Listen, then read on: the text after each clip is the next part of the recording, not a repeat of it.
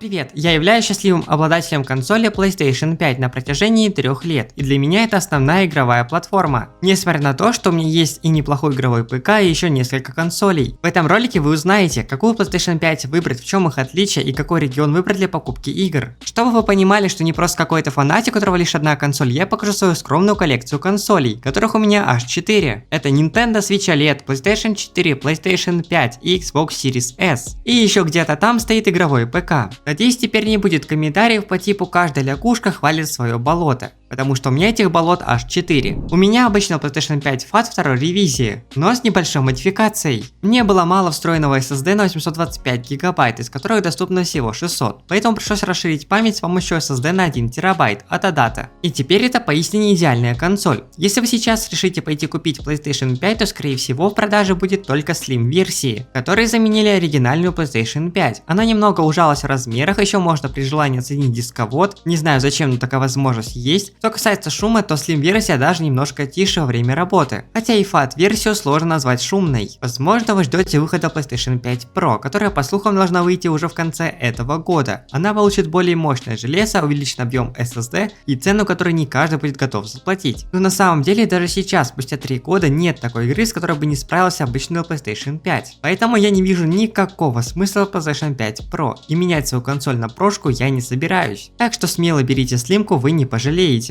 Она будет актуальна еще долгие-долгие годы. А выход этого ролика поддержал сервис по покупке игр PS Propaganda. Оформить подписку Deluxe можно всего за 1074 рубля в месяц при покупке годового тарифа, или купить любую игру на PlayStation или Xbox на свою почту без VPN, даже если у тебя нет зарубежного аккаунта. Магазин работает официально, также получаете пожизненную гарантию на все покупки, а еще у них самые низкие цены на рынке. Например, Mortal Kombat 11 за 590 рублей вместо 1790, или FC 2024 за 1490 вместо 6490. А если возникнут какие-то вопросы, то отзывчивая служба поддержки ответит на все ваши вопросы. Скорее переходи в бота по ссылке в описании и забирай промокод Яблонька 10 на скидку в 10% на любую покупку. Теперь самое интересное, где и как выгодно купить PlayStation 5. Есть несколько вариантов. Самое выгодное предложение, как всегда, на Озон. Но есть минус, придется ждать доставку, которая может идти больше месяца. И есть вопросы с гарантией. Чуть дороже будет заказать в Технодеус. Здесь вам и гарантия, и доставка, которая будет гораздо быстрее. Но вот где я не рекомендую покупать, так это в ДНС. Цены здесь неадекватные, переплата в 20-30 тысяч ни за что, это просто ненормально. За эти деньги можно купить подписку PlayStation Plus, второй геймпад, да еще какую-нибудь игру. Честно говоря, мне жалко людей, что покупают здесь технику по таким заоблачным ценам. У вас на выбор несколько регионов: Турция, Польша и Украина.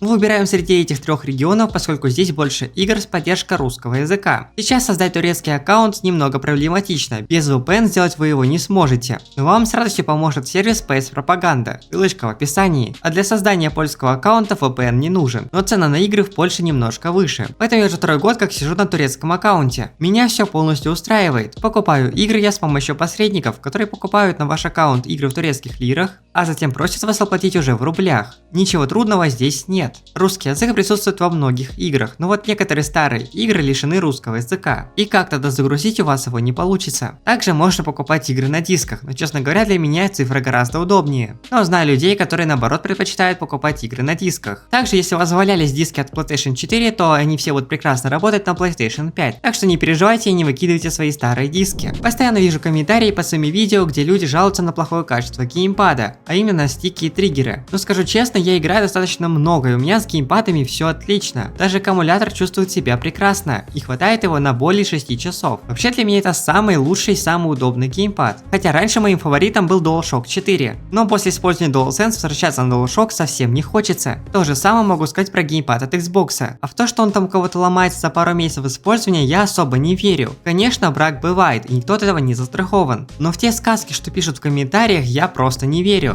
Дорого ли обходится обслуживание PlayStation 5? После покупки вам придется оформить подписку PlayStation Plus. Можно купить обычную PlayStation Plus Extra, которая дает доступ к онлайну в играх и 3 игры каждый месяц, и это будет стоить около 5000. Но лучше переплатить и купить PlayStation Plus Deluxe. Это аналог подписки Xbox Game Pass, в который входит огромное количество игр, среди которых все игры от Bethesda, вся серия Assassin's Creed, GTA 5 и многое другое. Первые полгода вам точно не придется бежать в магазин, чтобы закупиться играми. Подписка хоть и дорогая, но мега выгодная, всем рекомендую. Часто вижу в комментариях людей, которые говорят, что лучше купить ПК, но я не могу с ними согласиться. По удобству в использовании консоли по-прежнему недосягаемые. Никаких проблем и забот, подключил и играешь. За это я и люблю консоли, в частности PlayStation 5. Надеюсь, после просмотра этого ролика вы смогли определиться с выбором игровой консоли. Надолго не прощаемся, ведь видео выходят каждый день, но только в шортс формате.